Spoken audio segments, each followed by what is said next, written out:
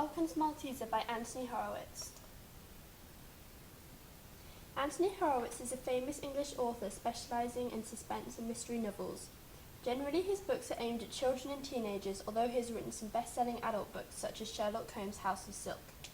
Some of his most successful work include the Alex Rider series, which then went on to be filmed, the Diamond Brothers series, and then the Power of Five series. The book is based in and around London, in the location of the Tim Diamond Detective Agency. This situation has little effect on the plot of the story. However, one would presume that the most wanted criminal in England would base himself in London, as it's the capital. Also, some of England's most iconic landmarks are in London, saving the author from having to describe each place. By using the modern time period, teenagers can relate to a world they are familiar with, increasing the basic understanding of the story. An example of this is Trafalgar Square. From this we can identify that the genre of the book is obviously detective fiction. The opening. Nick Simple is one of the Diamond Brothers. He is exceptionally smart for a 13-year-old boy and is the brains of all action taken between them. He ran away from his parents at London Heathrow, narrowly escaping and moved to Australia. He now lives with his brother Herbert, the other Diamond Brother.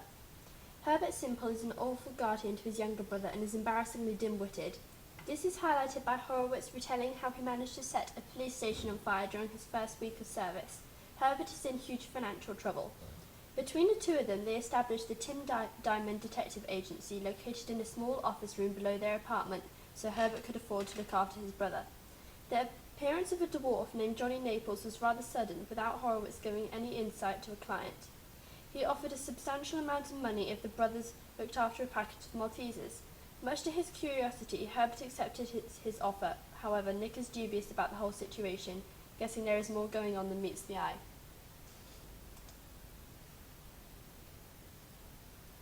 The next day, on return to their flat, they discovered it had been burgled and a note was left by the Fat Man. Luckily, Nick had brought the Maltesers to the cinema with him. Herbert quotes, "The Fat Man is involved in almost every crime there is. Armed robbery, arson, theft, armed burglary, you name it." Then later on, Nick describes the Fat Man as being the most notorious criminal mastermind in Britain. They follow the instructions on the letter and meet with the Fat Man in Trafalgar Square the next day. Ironically, the Fat Man turns out to be the thinnest man Nick has ever seen. Nick then goes on to deny having anything to do with the Maltesers, and the Fat Man demands that he finds them and gives them to him within 2 days.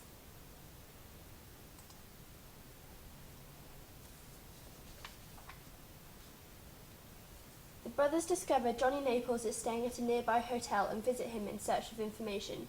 They arrive in time to see him get shot, the murderer escaping out the window. He manages to save the Sun and the Falcon before he dies.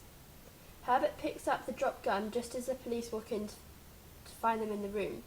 They are arrested and taken to Lambert Grove Police Station, where Herbert used to work. Chief Inspector Snape agrees to exchange information with the brothers about the diamonds. The brothers learn that the Falcon is actually the late Henry von Falkenberg, who was a German-English criminal who only dealt with diamonds. The police suspect he has a stash of diamonds hidden somewhere in London, and the Maltesers are key to their discovery. The diamonds have a value of £3.5 million. Snape introduces 4 new suspects as who could be interested in stealing the diamonds. The Fat Man, who has often dealt with von Falkenberg, Beatrice von Falkenberg, his newly widowed wife, who believes they are rightfully hers even though she just married her husband for the money, William Gott and Eric Himmel, who are the Falcon's lieutenants, the Professor, or often described as the Falcon's technology whiz-kid. Herbert is then told he is a suspect, but Nick convinces Snape of their innocence. Herbert discovers the Falcon's funerals at Brompton Cemetery and the brothers attend. Nick is curious about Beatrice's appearance, as it is well known she didn't mourn for her late husband. Nick decided to visit her, but is threatened by her pet crocodile to give her the diamonds if he finds them. Later on that day, Nick is visited by the Professor, who will exchange the Maltesers for half the diamonds, claiming he knows where they're located.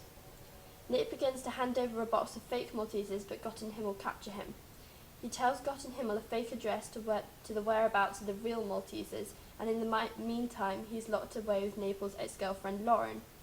She happens to be the assistant of an escapologist, and tells Nick that Naples discovered the situation of the diamonds in John Lewis.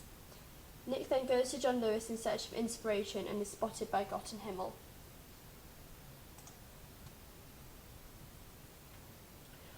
escaping their grasp yet again, he discovered that the barcode on the Maltesers opens the Falcon's bank account. He also discovers the bank account is activated by sunlight on the Falcon's grave. Nick gathers all the suspects at the graveyard in an attempt to resolve the issue. However, it results in a shoot-off, although no one is killed. Lauren has stolen all the diamonds as she has worked out the truth. However, she sends the Diamond Brothers a diamond in a Malteser. Nick uses the money from the diamond to go skiing during winter break. However, Herbert breaks his leg skiing and the rest of the money has to be wasted on medical care.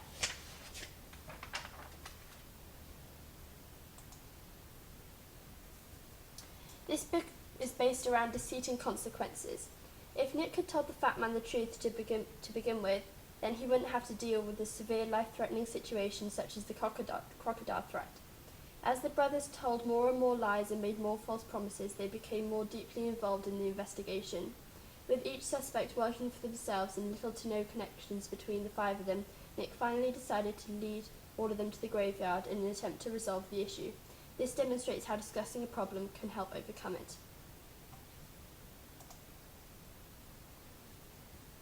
Anthony Horowitz enjoys putting large amounts of wit and jokes into his fictional books. This can be demonstrated by the title of the book I am studying. The Maltese Falcon is a very popular book written by Dashiell Hammett. Horowitz has very cleverly adapted its title to become the Falcon's Malteser. Maltesers are spherical honeycomb treats surrounded by a thin layer of milk chocolate. A falcon is a bird of prey. Because of this, the title is very puzzling, and without understanding the novel, a reader would have no idea what it means. Another example of Horowitz's sharp humour is the name of the site where the Simple Brothers previously lived. We're not amused. This is wordplay on the famous saying by Queen Victoria, "We are not amused."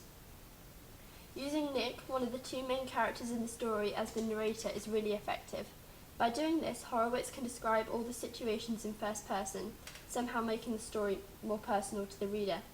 The emotions Nick feels towards his brother in particular are described more successfully through using this technique. A short passage from the book demonstrates this.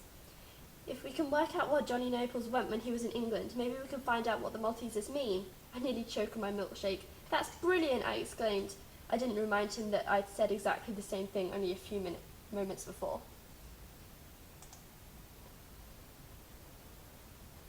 This book encourages the reader to think outside the box into how the clues may piece together. The bizarre scenarios keep the story interesting yet concise. The characters are well portrayed, allowing the reader to easily conjure up an image of their appearance and their personality. The descriptive detail in the book makes each scene realistic, using shops and places within London. Horowitz has added a great deal of wit and irony into the book. Because of this, the book may be suited for older children, as some of the humour is hard to grasp. Although it is very suspenseful, the amount of circumstances the brothers are often found in makes the plot very complex, and within such a short book too much happens. Not only this, but there are many characters who each play entirely different roles. It is hard to remember so many and how each character is important. Overall, as a detective fiction, the book is really fun to read. Horowitz makes the book unique to others by the sharp wit and imaginative ideas he uses in his writing.